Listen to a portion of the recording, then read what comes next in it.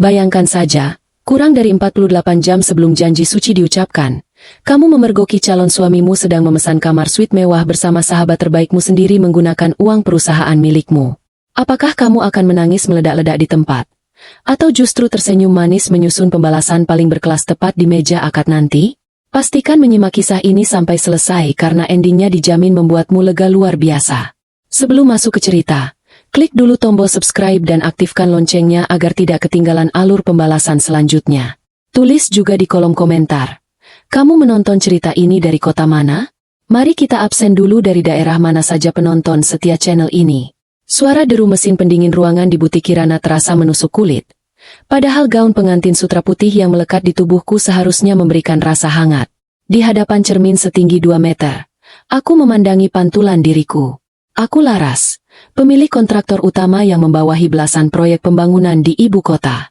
Di usiaku yang baru menginjak 30 tahun, aku terbiasa memegang penuh kendali, mengurus ratusan staf, dan mengambil keputusan miliaran rupiah setiap harinya. Namun hari ini, kontrol itu seolah goyah. Di sofa beludru berwarna abu-abu tak jauh dari cermin, Reno duduk bersandar dengan santai. Calon suamiku itu tersenyum manis, memamerkan deretan gigi putihnya yang rapi. Dia mengenakan jas bespoke buatan perancang kenamaan, jas yang kupesan khusus dan kubayar tuntas, sama seperti jam tangan otomatis edisi terbatas yang melingkar di pergelangan tangannya, serta sepatu kulit buatan Italia yang membungkus kakinya. Selama 4 tahun kami menjalin hubungan, aku tidak pernah memperhitungkan rupiah untuk Reno. Bagi diriku, pria dari keluarga sederhana itu adalah pelabuhan tenang di tengah badai pekerjaanku yang padat. Bahkan ketika Ibu Sofia, ibunya Reno, seringkali bertindak berlebihan dan bersikap seolah putranya adalah pangeran berdarah biru, aku memilih berlapang dada. Kamu anggun sekali, Ras. Aku betul-betul pria paling beruntung di dunia ini, ujar Reno lembut. Dia berdiri, melangkah mendekat, lalu menyentuh pundakku pelan. Aku membalas tatapannya melalui cermin dan mengukir senyum tipis. Terima kasih, Mas. Aku cuma berharap semua persiapan acara lusa berjalan sesuai rencana. Pasti, sayang. Oh ya, aku ke toilet sebentar ya. Perutku mendadak kram. Mungkin karena es kopi yang kita minum tadi. Pamit Reno tergesa-gesa. Dia meletakkan ponsel pintarnya begitu saja di meja kaca meja fitting, lalu berlalu cepat keluar ruangan. Asisten butik masih sibuk menyesuaikan bagian bawah gaunku. Di tengah suara gesekan kain, layar ponsel Reno yang tergeletak di atas meja kaca tiba-tiba menyala terang. Sebuah notifikasi pesan singkat muncul di layar atas. Secara insting, mataku melirik ke arah meja. Dan seketika itu juga, jantungku seolah berhenti berdetak. Nama pengirim pesan itu terpampang sangat jelas. Maya. Maya bukan sekadar manajer keuangan di perusahaanku. Dia adalah sahabat terdekatku sejak masa kuliah. Gadis yang kubantu secara finansial saat keluarganya bangkrut. Gadis yang kuangkat posisinya hingga memiliki gaji fantastis dan fasilitas mumpuni. Pesan pop-up itu berbunyi. Mas Reno, aku sudah reservasi kamar Presidential Suite di Grand Hyatt untuk besok malam pakai rekening operasional proyek selatan. Cepat kesini ya. Kangen banget. Jangan sampai Laras curiga. Muah. Darahku terasa membeku seketika. Pandanganku berkunang-kunang membaca deretan kata itu. Presidential Suite? Rekening operasional proyek selatan? Kangen banget? Lututku lemas luar biasa hingga aku harus bertumpu pada sandaran kursi agar tidak jatuh tersungkur. Pertanyaan bertubi-tubi menghantam benakku. Sudah berapa lama sahabat yang kupercaya dan calon suami yang kubanggakan ini membohongiku? Dan sejak kapan mereka berani memakai uang perusahaanku untuk membiayai perselingkuhan mereka sendiri? Langkah kaki Reno terdengar kembali mendekat dari lorong luar. Dengan cepat, aku memalingkan wajah, menarik napas dalam-dalam, dan memaksa raut wajahku kembali datar sempurna. Badai besar baru saja menghantam duniaku, tetapi aku menolak untuk membiarkan pengkhianat itu melihatku hancur. Langkah kaki Reno terdengar makin dekat dari arah luar lorong fitting. Aku segera memalingkan wajah, mengusap pelan pelupuk mataku yang hangat, lalu memaksakan jemariku membetulkan letak rendah di lengan gaunku. Badai besar baru saja meremukkan duniaku, tetapi aku menolak menjadi wanita lemah yang menangis meraung-raung di depan pengkhianat. Maaf ya lama, sayang, ujar Reno santai sambil melangkah masuk. Tanpa rasa bersalah sedikit pun, ia meraih ponselnya dari meja kaca dan memasukkannya ke dalam saku celana. Gimana? Gaunnya udah pas kan? Cantik banget calon istriku ini. Aku menelan ludah dengan susah payah, berusaha menjaga nada suaraku agar tetap terdengar datar dan tenang. Udah, Mas. Aku mau ganti baju dulu. Kamu tunggu di mobil aja ya? Oke, sayang. Aku tunggu di parkirannya. Jawabnya riang sambil mengecup keningku singkat. Sentuhan yang kini terasa seperti selapis racun yang membakar kulitku. Begitu pintu ruangan tertutup rapat dan langkah kakinya menghilang, aku menyandarkan punggungku ke dinding cermin. Dadaku bergemuruh kencang, napas terbata-bata. Air mata kecewa yang kutahan akhirnya menetes. Tetapi detik itu juga langsung kuusap kasar. Ini bukan saatnya meratapi nasib. Ini saatnya mengumpulkan amunisi. Aku segera melepas gaun pengantin sialan itu, menggantinya dengan pakaian kasualku, lalu meraih ponsel pribadi dari dalam tas. Dengan jari gemetar namun tegas, aku menekan nomor Budi, asisten kepercayaanku yang menangisi operasional lapangan dan audit internal di kantor. Halo, Bu Laras? Ada yang bisa saya bantu? Suara Budi terdengar sigap di seberang telepon. Budi, dengarkan saya baik-baik. Tanpa menarik perhatian siapapun, saya minta kamu akses sistem server keuangan perusahaanku sekarang juga. Perintahku dingin. Tarik semua log transaksi kartu kredit perusahaan dan rekening operasional proyek selatan dalam 3 bulan terakhir. Fokus pada transaksi atas nama Maya. Budi terdengar tertegun sejenak. Proyek selatan, Bu? Bukankah pembukuan proyek itu dipegang penuh oleh Bu Maya? Lakukan saja sekarang, Budi, dan kirim seluruh salinan dokumennya ke email pribadiku, bukan email kantor. Paham? Baik, Bu Laras. Beri saya waktu 10 menit. Aku keluar dari butik menuju mobil. Di dalam Range Rover hitam milikku yang sering dipinjam Reno, ia duduk di kursi pengemudi sambil tersenyum menyambutku. Aku memilih duduk di kursi belakang, bergeming menatap keluar jendela. Reno sempat mengernyit bingung, tetapi ia tidak berani bertanya banyak saat kukatakan kepalaku mendadak pusing karena kelelahan. 10 menit kemudian, notifikasi email di ponselku berdering pelan. Aku membuka file lampiran yang dikirimkan Budi. Deretan angka dan catatan transaksi keuangan terampang jelas di layar ponselku. Mataku menyipit memperhatikan detail pengeluaran yang ditandatangani oleh Maya. Transaksi yang seharusnya diperuntukkan bagi material bangunan dan sewa alat berat, ternyata melenceng jauh. 3 pekan lalu, pembelian tas kulit bermerek senilai 65 juta rupiah dari toko Luxury Goods di Jakarta Pusat.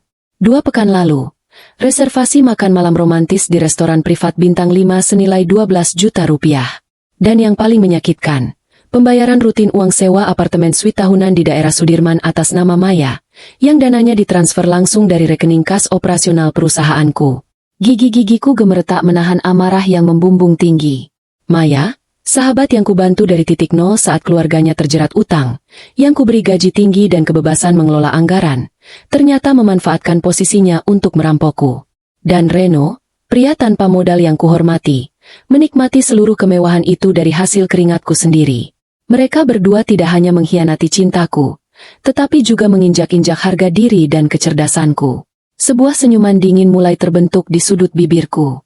Permainan kalian sangat rapi, Maya, Mas Reno, bisikku dalam hati. Tapi kalian lupa, akulah yang membangun lapangan permainan ini. Dan aku yang akan menentukan kapan permainan ini berakhir. Malam melingkupi Jakarta dengan guyuran hujan gerimis yang lambat laun makin lebat. Suasana di dalam mobil Range Rover milikku terasa begitu hening dan dingin. Sangat kontras dengan gemuruh amarah yang membakar dadaku. Reno yang duduk di sampingku fokus mengemudi. Sesekali bersenandung kecil seolah tanpa beban. Sayang, nanti kamu aku turunkan di apartemenmu dulu ya. Aku mau balik ke rumah ibu. Katanya ada beberapa barang seserahan yang harus aku rapihkan. Ujar Reno dengan nada manis yang terkesan sangat natural. Oh begitu? Ya sudah, tidak apa-apa mas. Jawabku datar dari kursi penumpang. Aku tersenyum tipis dalam kegelapan kabin mobil. Aku tahu betul itu hanyalah alasan murahan. Begitu mobil berhenti di lobi apartemenku dan Reno pamit pergi membawa mobil tersebut, aku tidak langsung naik ke unitku.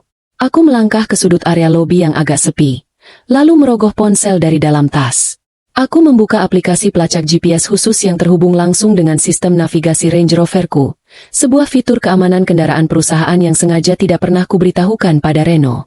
Di layar teleponku, titik hijau yang menandakan posisi mobilku mulai bergerak membelah kemacetan kota. Mobil itu tidak mengarah ke rumah Ibu Sofia di daerah Jakarta Timur, melainkan berbelok tajam menuju kawasan bisnis terpadu di Sudirman. Titik hijau itu akhirnya berhenti tepat di area parkir basemen VIP sebuah apartemen servis mewah bernama The Crown Residence. Budi, jemput saya di apartemen sekarang juga pakai mobil operasional kantor. Kita ke The Crown Residence. Perintahku singkat via telepon tanpa memberikan jeda bagi Budi untuk bertanya. 20 menit kemudian, aku dan Budi sudah berada di dalam area parkir basemen The Crown Residence. Budi memarkirkan mobil di sudut yang remang-remang. Tak jauh dari Range Rover hitam milikku yang terparkir rapi. Bularas, itu bukannya mobil Pak Reno? Kenapa beliau ada di sini? Tanya Budi berbisik, matanya membelalak kaget. Diam dan perhatikan saja, Budi, bisikku dingin. Tidak butuh waktu lama hingga kebenaran yang menyakitkan itu terpampang di depan mataku. Pintu lift VIP basemen terbuka. Reno melangkah keluar dengan pakaian yang sudah berganti ke meja santai. Ia memutar, membukakan pintu penumpang mobilku, dan seorang wanita keluar dari sana. Wanita itu mengenakan gaun merah menyala yang sangat ketat. Rambut panjangnya terurai. Dia adalah Maya. Sahabatku itu tertawa manja, menyandarkan kepalanya di dada Reno sembari jemarinya mengelus mesra pipi calon suamiku. Reno merangkul pinggang Maya erat, lalu mendaratkan ciuman mesra di keningnya sebelum mereka berjalan beriringan menuju akses lift khusus penghuni. Di dalam mobil, Budi mengepalkan tangannya kuat-kuat di atas kemudi. Bularas, itu Bu Maya dan Pak Reno. Kurang ajar sekali mereka. Mau saya panggilkan security untuk melabrak mereka sekarang, Bu? Jangan bertindak bodoh, Budi. Potongku tegas dengan suara yang luar biasa dingin. Tanganku mencengkeram lengan Budi untuk menahannya. Air mataku sudah habis di butik tadi siang. Yang tersisa dalam diriku saat ini hanyalah logika dan dendam yang terukur presisi. Melabrak mereka di basemen apartemen ini hanya akan menimbulkan drama murahan. Reno akan bersujud memohon ampun, Maya akan menangis berakting menjadi korban, dan Ibu Sofia pasti akan mencari 1000 alasan untuk membela putranya. Biarkan mereka bersenang-senang malam ini, Budi. Bisikku sambil menatap pintu lift VIP yang tertutup rapat. Biarkan mereka merasa berada di atas angin. Karena makin tinggi mereka terbang, makin hancur saat aku menjatuhkan mereka tepat di meja akad lusa. Aku menyandarkan punggung ke kursi mobil, menghembuskan napas perlahan. Budi, besok pagi-pagi sekali, hubungi Pak Handoko, pengacara utama perusahaan kita. Suruh dia siapkan seluruh berkas pembatalan hak kuasa aset dan laporan dugaan penggelapan dana. Permainan baru saja dimulai. Pagi berikutnya, sinar matahari merayap di balik jendela kantorku. Aku duduk di balik meja kerja kayu jati yang megah, memandangi berkas-berkas audit internal yang ditata rapi oleh Pak Handoko, pengacara kepercayaan keluarga kami. Setelah tidur kurang dari 3 jam, mataku memang terasa berat, tetapi pikiranku jernih luar biasa. Bularas, ujar Pak Handoko sambil menggeser kacamata minusnya. Semua bukti transfer dari rekening operasional perusahaan ke rekening pribadi Maya dan beberapa merchant mewah sudah tersusun rapi. Jika Bularas mau membawa ini ke jalur pidana sekarang, polisikan hari ini juga bisa. Aku menggeleng pelan sambil menyandarkan punggung ke kursi. Belum saatnya, Pak Handoko. Jika kita bergerak sekarang, acara pernikahan besok batal dan mereka punya waktu untuk menyiapkan alibi atau melarikan diri. Saya mau eksekusi ini menjadi tontonan publik di depan seluruh keluarga besar mereka. Pak Handoko tersenyum tipis, memahami rencanaku. Baik, Bu. Seluruh surat pencabutan akses rekening, pembekuan kartu kredit tambahan atas nama Pak Reno, serta pembatalan pengalihan kepemilikan aset rumah di kawasan Permata Hijau sudah siap ditandatangani. Bagus, jawabku dingin. Biarkan dokumen itu ditandatangani sekarang, tapi tahan pengirimannya sampai besok pagi. Belum sempat aku menyelesaikan kalimatku, telepon genggamku berdering kencang. Nama Ibu Sofia, calon ibu mertuaku, terpampang jelas di layar. Aku menghela napas panjang, menetralkan suaraku agar terdengar ramah dan penurut seperti biasanya. Halo, Ibu? Selamat pagi. Sapaku manis. Laras, kamu ini di mana sih? Dari tadi Ibu telepon susah banget. Suara Ibu Sofia melengking dari seberang telepon tanpa basa-basi salam. Ini Ibu lagi di restoran keluarga tempat catering buat pengajian nanti sore. Ibu mau kamu tambah 50 porsi menu premium daging wagyu. Loh, Bu? Bukankah pesanan catering awal sudah dilebihkan 100 porsi untuk kerabat? Tanyaku berpura-pura polos. Aduh, Laras, kamu ini kan pengusaha kaya. Masa urusan menu makanan buat keluarga besar Reno diselimuti perhitungan begitu? Cetus Ibu Sofia dengan nada meremehkan. Keluarga besar kita ini orang-orang terpandang. Anakmu itu, Reno, calon direktur utama di perusahaanmu kan?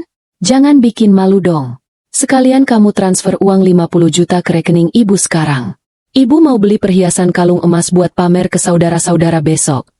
Aku mengurut pelipis yang mulai terasa pening. Sungguh luar biasa keangkuhan wanita ini.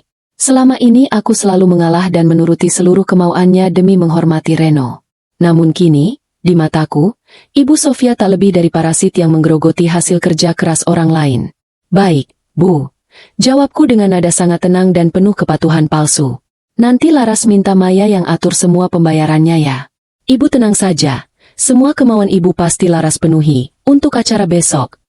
Nah, begitu dong. Itu baru calon menantu idaman yang tahu diri. Ujar Ibu Sofia puas sebelum mematikan telepon secara sepihak. Aku meletakkan telepon di meja. Senyum dingin kembali mengukir wajahku. Silakan nikmati mimpi indahmu hari ini, Bu Sofia, bisikku pelan. Pamerkan semua kemewahan palsu itu ke seluruh kerabatmu.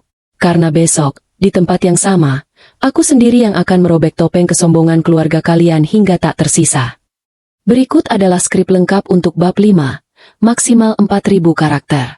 Bab 5. Penguncian pundi finansial. Tepat pukul 11 siang, aku melangkah keluar dari ruangan pengacara dengan dokumen legal di genggamanku. Waktunya mengeksekusi tahap pertama, mematikan seluruh keran keuangan yang selama ini menopang gaya hidup mewah Reno dan Maya. Aku menatap layar laptop milik Budi yang sudah terhubung langsung ke sistem perbankan prioritas milik perusahaan. Budi, lakukan pemblokiran kartu kredit sekunder atas nama Reno sekarang juga. Batasi limitnya jadi 0 rupiah. Siap, Bu Laras. Bagaimana dengan kartu kredit bisnis yang dipegang Bu Maya? Tanya Budi dengan jemari yang menari cepat di atas papan ketik. Ubah status jabatannya di sistem perbankan dari Authorized Signer menjadi Restricted Account. Semua transaksi di atas Rp500.000 harus membutuhkan persetujuan otorisasi dari PIN ganda milik saya. Jawabku tegas tanpa keraguan. Selesai, Bu. Mulai detik ini, tidak ada 1 sen pun dana perusahaan yang bisa tersentuh tanpa izin Ibu secara langsung. Aku mengangguk puas. Reno dan Maya selama ini bertindak seolah-olah dana perusahaan adalah milik nenek moyang mereka sendiri. Mereka lupa bahwa tanpa tanda tanganku di atas kertas legal, mereka hanyalah 2 orang pengangguran yang tak punya daya. Tak sampai 15 menit kemudian, kejutan manis pertama mulai bekerja. Telepon genggamku berdering. Nama Reno berkedip-kedip di layar. Aku sengaja membiarkannya berdering hingga dering kelima sebelum akhirnya menggeser tombol hijau. Halo, Mas Reno? Ada apa? Aku lagi sibuk meninjau dokumen proyek ini. Ucapku dengan nada santai dan agak terburu-buru. Sayang, kamu di mana sih? Suara Reno terdengar panik dan penuh nada kekesalan dari seberang telepon. Latar belakang suaranya terdengar seperti di dalam toko perhiasan mewah. Ini aneh banget. Aku lagi di toko emas mau bayar kalung pesanan ibu buat pengajian nanti sore. Tapi kartu kreditku kok declinet alias ditolak ya? Aku pura-pura terkejut. Masa sih, Mas? Ditolak gimana? Saldonya kan harusnya masih banyak. Ya aku mana tahu. Kasirnya bilang transaksi gagal karena limit diblokir oleh pihak bank pemegang kartu utama. Kamu belum bayar tagihannya ya? Ras? Malu-maluin banget tahu nggak? Ibu sama saudara-saudaraku lagi nungguin di sini. Omel Reno gusar, menunjukkan karakter aslinya yang kekanak-kanakan. Aku menahan senyum sinis yang hampir meledak. Oh, astaga. Mas, aku lupa kasih tahu kamu. Pagi tadi Divisi Keuangan dan Ban Mitra kita sedang melakukan audit internal tahunan secara mendadak. Semua rekening perusahaan dan kartu fasilitas direktur dibekukan sementara selama 24 jam untuk sinkronisasi data. Apa? Pembekuan 24 jam. Pekik Reno histeris. Terus gimana dong? Aku bayar pakai apa ini? Laras? Ibu udah terlanjur milih kalung emas 30 gram. Aduh, Mas kasihan ibu ya. Ucapku berpura-pura prihatin. Tapi aku lagi nggak bisa transfer manual sekarang karena sistemnya terkunci. Gimana kalau Mas Reno pakai uang tabungan pribadi Mas dulu? Kan cuma beberapa puluh juta. Nanti setelah audit selesai kan bisa direimburse ke perusahaan. Suasana di seberang telepon mendadak hening seketika. Aku tahu betul Reno tidak punya tabungan sebanyak itu. Selama bertahun-tahun, Gaji formal yang kuberikan padanya selalu habis untuk membeli pakaian bermerek, merawat mobil, dan memanjakan Maya di belakangku. Enggak ada tabungan sebanyak itu di rekeningku. Ras? Suara Reno mendadak ciut, berubah pelan dan penuh kecanggungan. Ya ampun, Mas. Masa uang puluhan juta saja tidak ada? Sindirku halus namun menusuk. Ya sudah, bilang saja ke ibu untuk batalkan dulu pembelian kalungnya. Nanti setelah kita resmi menikah besok, baru kita beli yang lebih besar. Kan tinggal tunggu hitungan jam saja, Mas. Reno menghela napas berat. Tampak terpojok tanpa pilihan. Ya sudah deh, aku omongin ke ibu dulu. Tapi pastikan besok pagi sistem Bank MU sudah normal ya, Ras? Pasti, Mas. Tenang saja, besok pagi semuanya akan sangat terang benderang. Balasku bermakna ganda sebelum mematikan sambungan telepon. Aku melepas napas lega. Satu persatu jebakan yang kupasang mulai memakan korban. Rasa cemas dan malu yang dirasakan Reno hari ini barulah pembuka kecil dari neraka yang sudah kusiapkan untuknya esok hari. Berikut adalah skrip lengkap untuk bab 6, maksimal 4.000 karakter. Bab 6, kepanikan pertama Reno. Sore harinya sekitar pukul 4, kepanikan yang lebih besar mulai menjalar ke pihak vendor pernikahan. Gedung perkawinan, dekorasi, hingga pengelola tata suara dan pencahayaan mulai menghubungi ponsel milik Reno untuk meminta pelunasan sisa tagihan sesuai perjanjian khas satu acara. Aku sedang berada di dalam ruang kerja pribadiku ketika Budi masuk membawa 2 cangkir teh hangat. Dari speaker ponselku yang kusengaja nyalakan loudspeaker, terdengar rekaman panggilan masuk dari manajer operasional gedung pernikahan yang baru saja menelepon kantor. Bu Laras, bisik Budi tertahan. Pak Reno baru saja mencoba memindahkan dana sebesar 150 juta rupiah dari rekening giro perusahaan untuk melunasi vendor gedung. Namun sistem secara otomatis menolak transaksi tersebut karena memerlukan verifikasi biometrik dari ibu. Aku menyunggingkan senyum dingin. Biarkan dia panik. Budi, mari kita lihat sampai sejauh mana dia bisa berakting. Baru saja Budi hendak melangkah keluar. Pintu ruang kerjaku terdorong cukup keras. Reno masuk dengan wajah pucat pasi. Pelipisnya dibasahi keringat dingin meskipun pendingin ruangan menyala cukup kencang. Di belakangnya, Maya menyusul dengan langkah terburu-buru sambil memegang dokumen laporan keuangan berkulit biru. Laras, ini ada apa sebenarnya? Tegur Reno dengan suara bergetar menahan cemas dan amarah. Pihak gedung telepon aku terus-terusan. Mereka bilang pelunasan sewa hall utama gagal terus. Kartu kredit nggak bisa, transfer giro perusahaan juga direject. Maya ikut menimpali dengan raut wajah pura-pura cemas yang luar biasa rapi. Iya, Laras. Aku tadi bantu Mas Reno coba atur pembayaran lewat aplikasi corporate banking. Tapi sistemnya menolak izin aktivasiku. Ada masalah teknis di server pusat ya? Aku menatap mereka berdua secara bergantian. Reno dengan setelan kemeja yang kubelikan, dan Maya dengan riasan tebal serta jam tangan mewah hasil menggerogoti uang proyekku. Sungguh sepasang pengkhianat yang sangat serasi. Aku mematikan layar laptop, berdiri dari kursi, lalu berjalan pelan menghampiri mereka. Kalian tidak perlu panik begitu. Ucapku sangat tenang, menyilangkan kedua tangan di dada. Sistem perbankan perusahaan kita memang sengaja dimatikan sementara oleh pihak eksternal. Mata Maya seketika membelalak kaget. Eksternal? Maksudmu ada peretasan, Ras?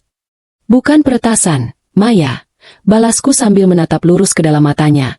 Membuat wanita itu agak salah tingkah dan mengalihkan pandangan. Pihak tim auditor independen dari kantor akuntan publik sedang membekukan seluruh akses transaksi. Ada temuan selisih dana yang lumayan fantastis di laporan keuangan proyek selatan. Reno tersentak. Suaranya mendadak tercekat di tenggorokan. Selisih dana? Proyek selatan. Iya, Mas. Sambungku berpura-pura menghela napas berat. Ada aliran dana ratusan juta yang keluar tanpa nota resmi. Jadi demi keamanan seluruh aset sebelum kita menikah besok, aku minta auditor membekukan sementara semua transaksi atas nama direksi dan keuangan. Kan bahaya kalau uang perusahaan kita bocor ke pihak yang tidak bertanggung jawab. Reno menelan ludah dengan susah payah. Ia melirik cepat ke arah Maya yang kini wajahnya memucat bagai kertas tanpa darah. Tetapi Laras, gimana sama pelunasan gedung pernikahan kita besok pagi? Tanya Reno dengan suara pelan dan memohon. Masa acara kita ditunda gara-gara masalah audit? Aku tersenyum sangat manis, mengelus pelan lengan Reno. Tenang saja, Mas. Untuk tagihan vendor pernikahan, Aku sudah siapkan dana tunai dan cek pribadi milikku sendiri. Nanti malam biar aku yang lunasi langsung saat gladi resik di gedung. Jadi kamu tidak perlu pusing-pusing memikirkan uang lagi. Reno mendesah lega luar biasa, seolah baru saja lolos dari lubang jarum. Ya Tuhan, makasih ya, Ras. Aku sempat mikir yang enggak tadi. Sama-sama, Mas. Jawabku lembut. Namun di dalam hati aku berbisik, kalian boleh bernapas lega untuk beberapa jam ke depan.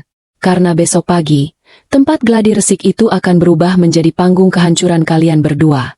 Setelah Reno pamit meninggalkan ruang kerja untuk menghubungi pihak vendor, di dalam ruangan kini hanya tersisa aku dan Maya. Suasana mendadak hening. Maya berpura-pura sibuk merapikan tumpukan kertas di meja, tetapi jarinya yang sedikit gemetar tidak bisa membohongi kejanggalan mimik wajahnya. Aku melangkah perlahan menuju meja rias kecil di sudut ruangan, berpura-pura merapikan riasan wajahku di depan cermin. Melalui pantulan kaca, aku mengamati gerak-gerik wanita yang dulu kupanggil sahabat terbaik itu. Maya. Panggilku pelan dengan nada bicara yang santai dan bersahabat. Maya tersentak kecil, lalu buru-buru memasang senyum manisnya. Iya, Ras, ada yang perlu aku bantu lagi. Aku cuma mau mengucapkan terima kasih sama kamu. Ucapku sambil berbalik menghadapnya. Selama 5 tahun ini, kamu sudah bekerja sangat keras buat perusahaanku. Dari zaman kita masih merintis kantor kecil di ruko sewaan, sampai sekarang punya gedung sendiri dan ratusan karyawan. Raut cemas di wajah Maya perlahan mengendur, tergantikan oleh rasa bangga palsu. Ah, kamu ini seperti sama siapa saja, Ras. Kita kan sahabat dari zaman kuliah. Udah sewajarnya aku bantu kamu sampai sukses begini. Iya, kamu benar. Sahabat sejati memang sulit dicari. Balasku dengan senyuman misterius. Makanya, setelah aku dan Mas Reno menikah besok, aku sudah menyiapkan kejutan besar buat kamu, Mei. Mata Maya seketika berbinar cerah. Keingintahuannya langsung membuncah. Kejutan? Kejutan apa, Ras? Jangan bikin aku penasaran dong. Aku berjalan mendekatinya, memegang kedua pundaknya, lalu berbisik tepat di samping telinganya. Aku berniat merombak struktur manajemen puncak perusahaanku minggu depan. Posisi manajer keuangan yang kamu pegang sekarang akan kugantikan dengan orang baru. Mendengar kata-kata itu, tubuh Maya mendadak kaku bagai patung. Senyum di bibirnya sirna seketika. Matanya melebar memancarkan kepanikan yang teramat sangat. Maksud kamu apa, Ras? Kamu mau memecat aku? Kenapa? Salahku apa selama ini sama kamu? Aku tertawa kecil secara halus, mengelus pundaknya penuh kepura-puraan. Aduh, Maya sayang, kamu jangan salah sangka dulu dong. Mana mungkin aku memecat sahabat tersayangku? Lalu kenapa posisiku mau diganti? Tanyanya dengan napas yang mulai tak teratur. Karena aku mau mempromosikan kamu ke jabatan yang jauh lebih tinggi. Jawabku mantap sambil menatap lurus ke dalam matanya.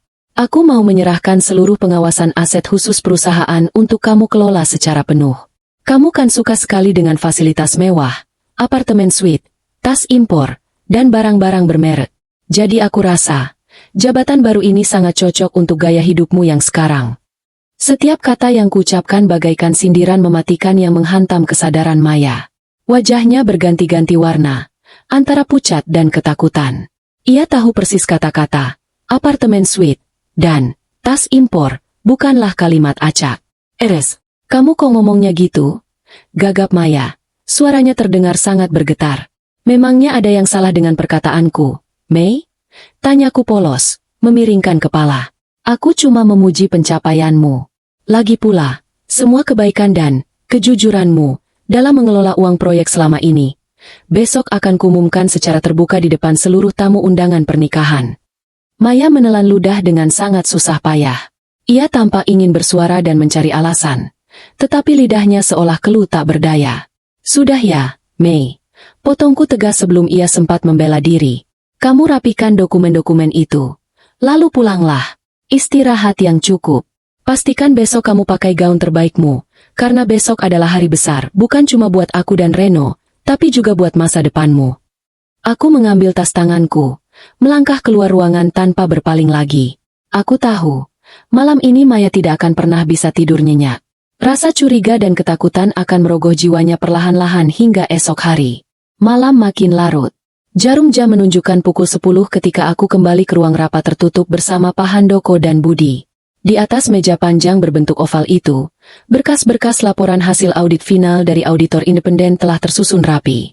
Sampul merah tebal bertuliskan laporan temuan khusus dugaan indikasi tindak pidana penggelapan kini berada tepat di depanku.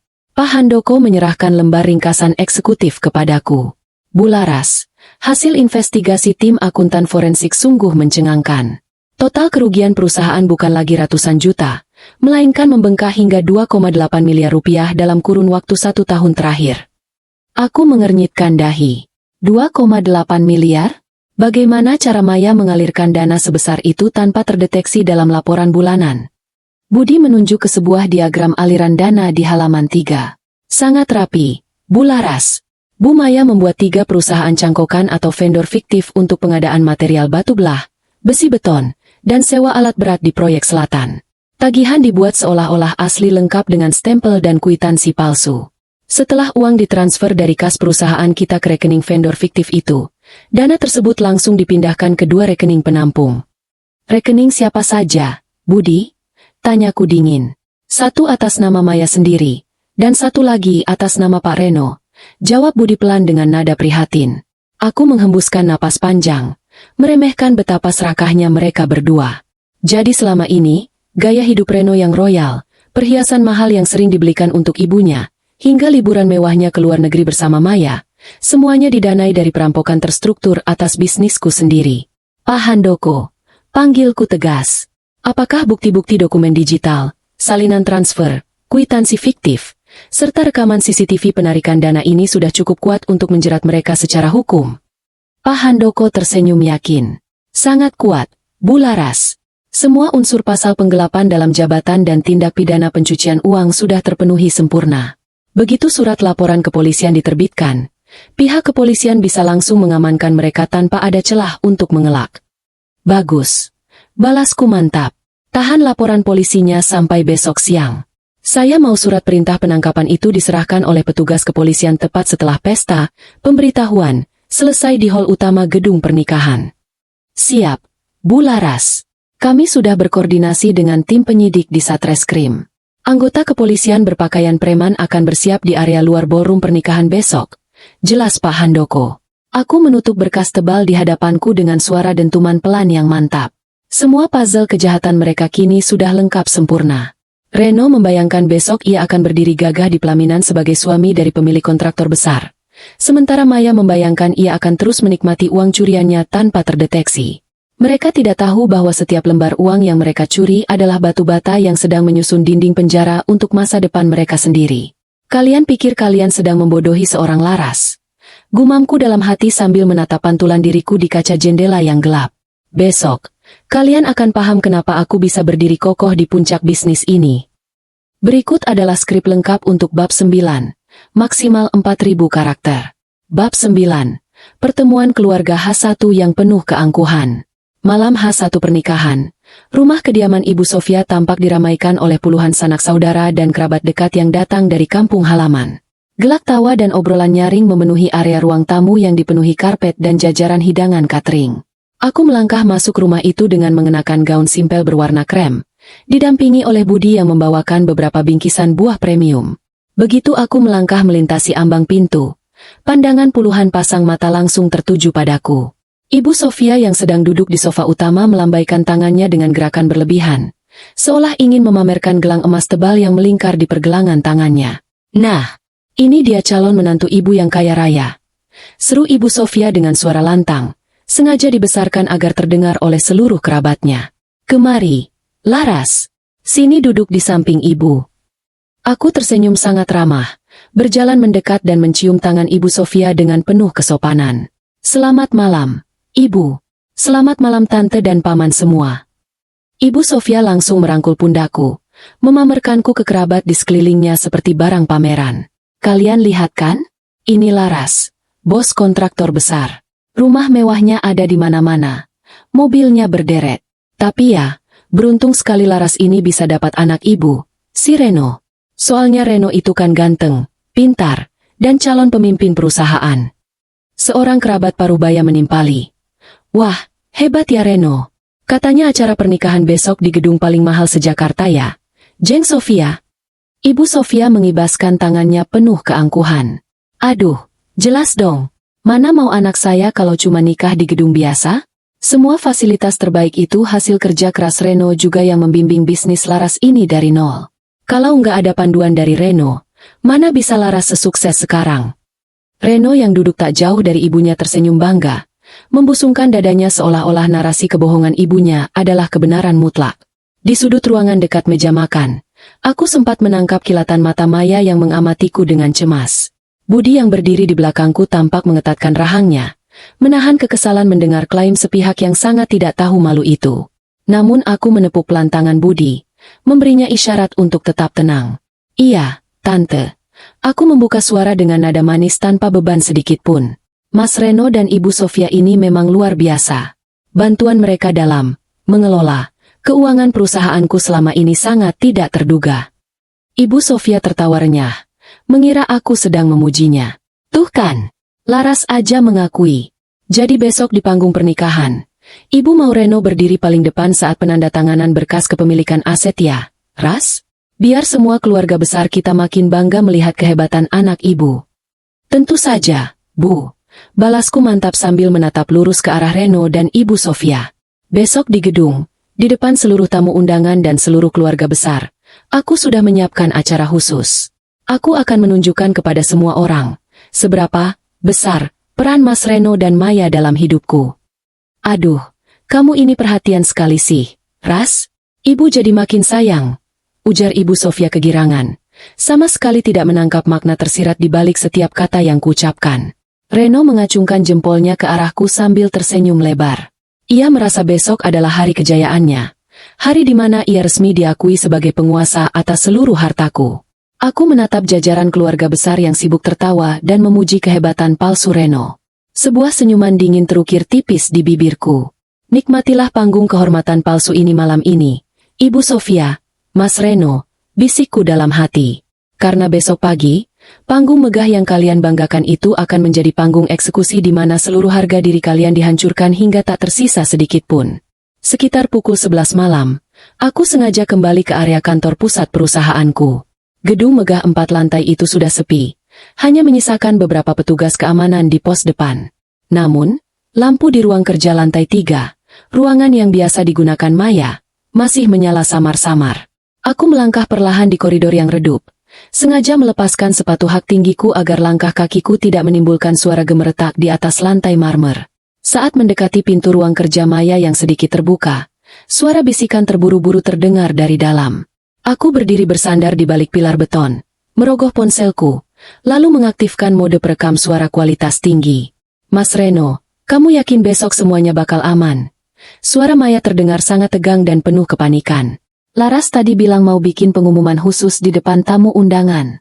Gimana kalau dia sebenarnya tahu soal uang proyek yang kita pakai?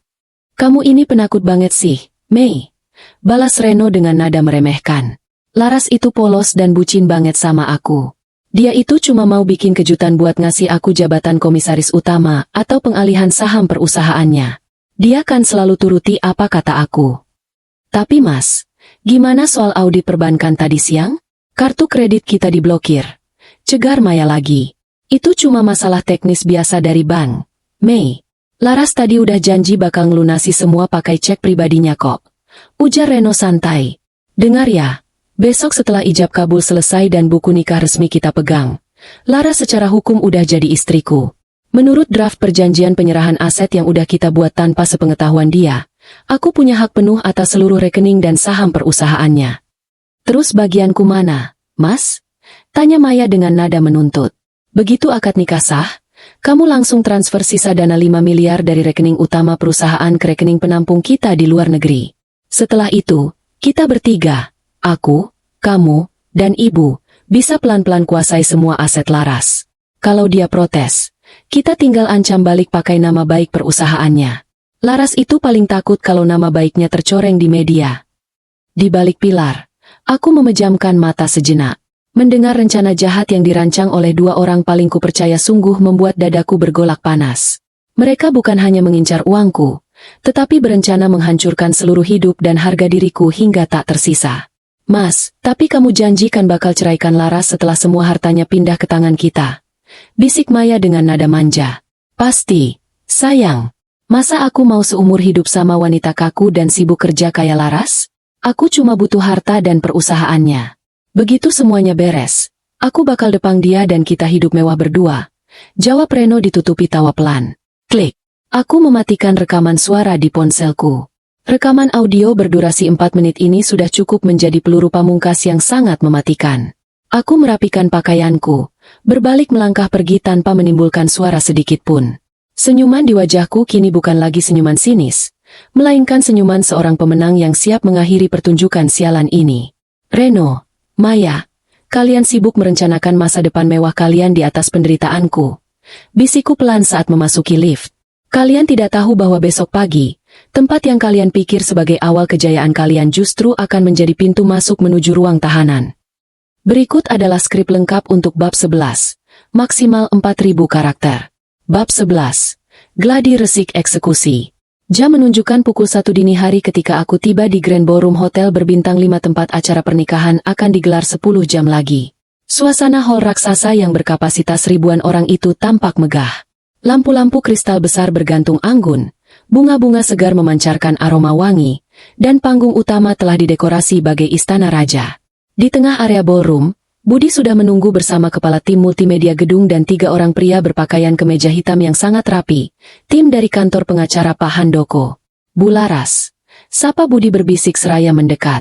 Semua persiapan teknis untuk acara besok pagi sudah 100% siap. Aku melangkah mendekati meja operator multimedia di bagian belakang hall. Apakah semua file media sudah terpasang di sistem server proyektor utama? Operator multimedia mengangguk mantap. Sudah, Bu Laras. Layar LED raksasa seluas 10 kali 6 meter di belakang panggung utama sudah kami hubungkan langsung dengan pengontrol video utama. Kami sudah memasukkan file presentasi khusus yang Ibu berikan. Coba simulasikan sebentar.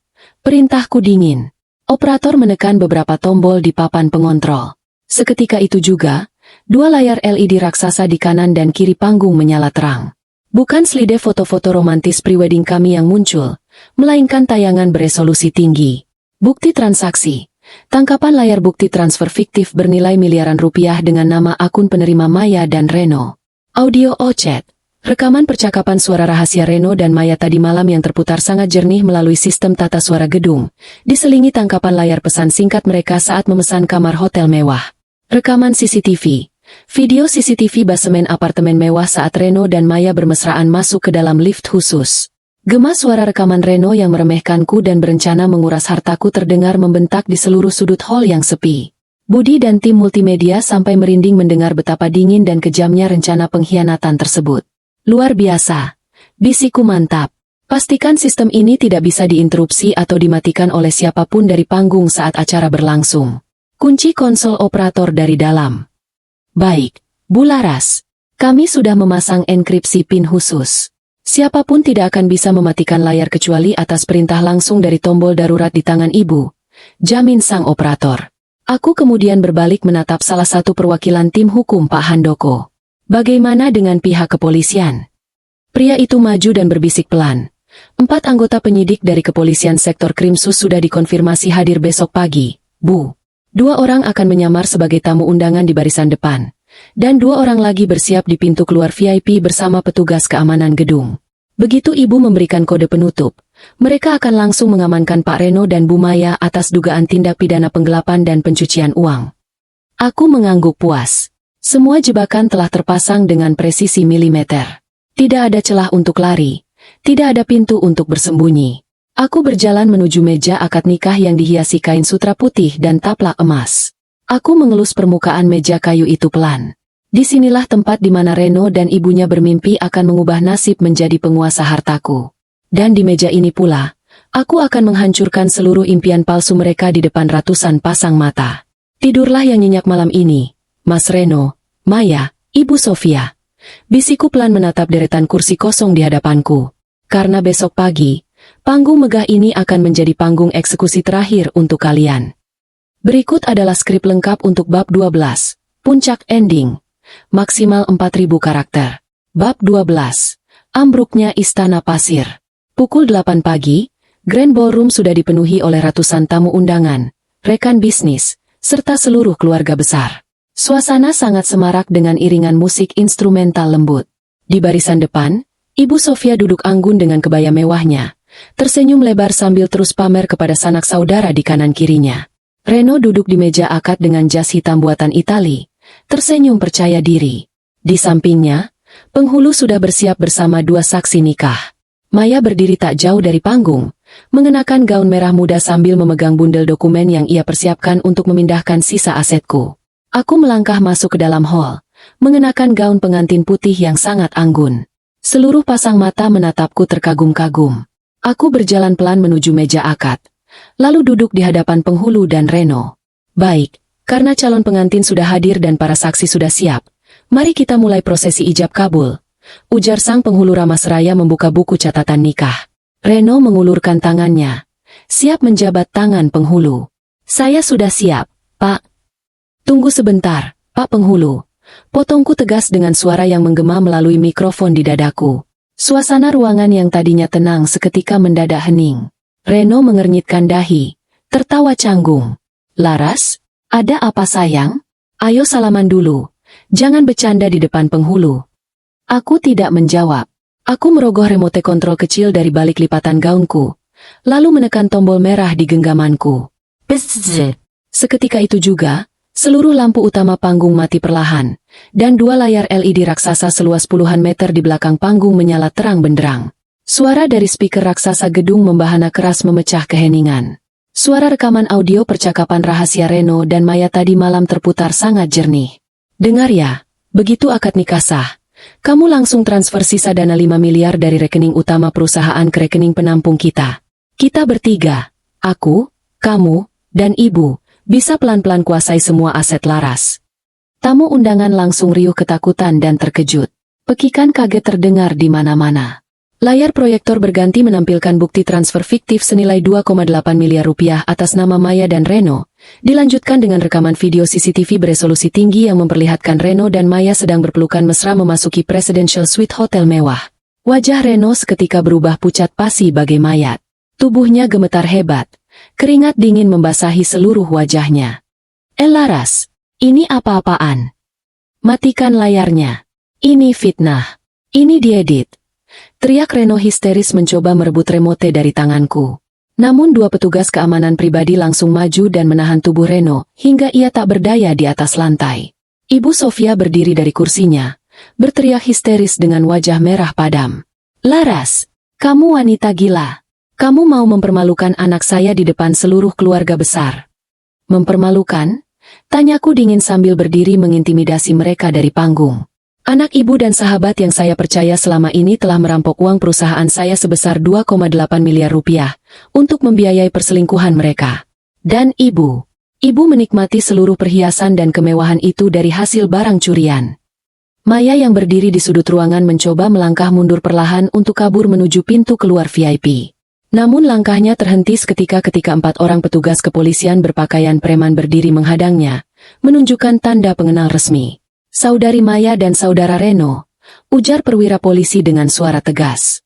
Kalian kami tangkap atas tuduhan dugaan tindak pidana penggelapan dalam jabatan dan pencucian uang berdasarkan laporan resmi PT Kirana Konstruksi. Borgol besi berdenting tajam saat mengunci kedua pergelangan tangan Maya dan Reno. Maya menangis meraung-raung memohon ampun, sementara Reno bertekuk lutut di hadapanku, bersujud di atas lantai marmer. Laras, tolong, Laras, aku hilaf. Aku cinta sama kamu. Ras, tolong cabut laporannya. Jangan penjarakan aku. Jerit Reno memilukan. Air matanya menetes meratapi nasibnya yang hancur seketika. Aku menatap pria yang dulu pernah kucintai itu dari atas panggung dengan tatapan tanpa rasa kasihan sedikitpun. Cinta? Bisikku sangat dingin melalui mikrofon. Kamu tidak pernah mencintaiku.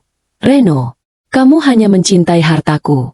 Dan hari ini, pernikahan ini resmi batal. Kamu, ibumu, dan Maya, silakan menikmati sisa hidup kalian di dalam sel penjara. Ibu Sofia pingsan tersungkur di lantai melihat putranya digiring polisi keluar hall dengan tangan terborgol di hadapan ratusan sanak saudaranya yang menatap jijik.